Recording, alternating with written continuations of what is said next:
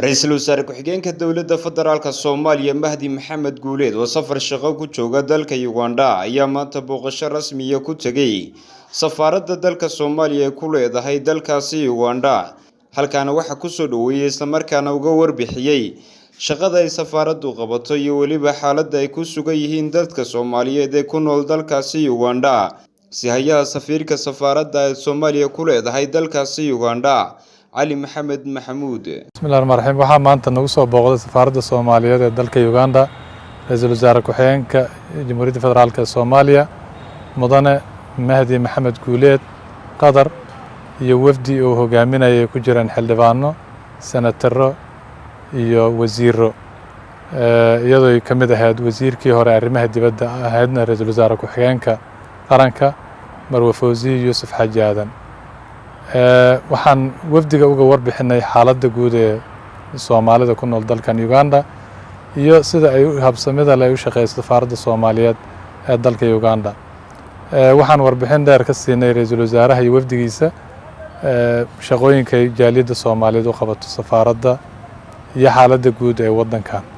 sidoo kale waxaan ra'iisul wasaaraha uga warbixinay xiriirka labada wadan oo runtii aad u wanaagsan Soomaaliya iyo Uganda.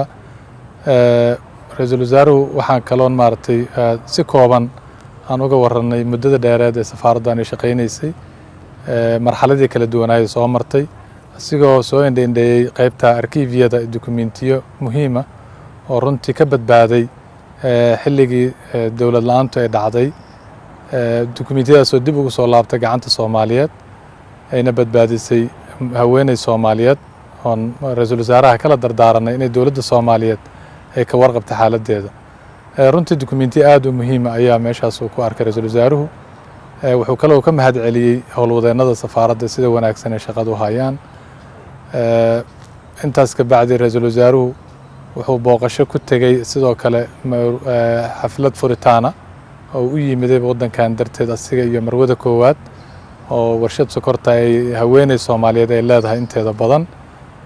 wuxuu ku dhiirigeliyay jaaliyadda Soomaaliyeed ee wadankan joogtana inay dib wadankooda maalgelin ugu suubiyaan dib wadankooda ugu soo laabtaan asigoo ugu warbixiyay xaaladda guud ee Soomaaliya soo hagaagaysa xagga amniga iyo xagga dhaqaalaha kuna dhiirigeliyay ganacsatada Soomaaliyeed mar uu la kulmay Xamse Khadar Maxamed Xamse Cadaari Community TV.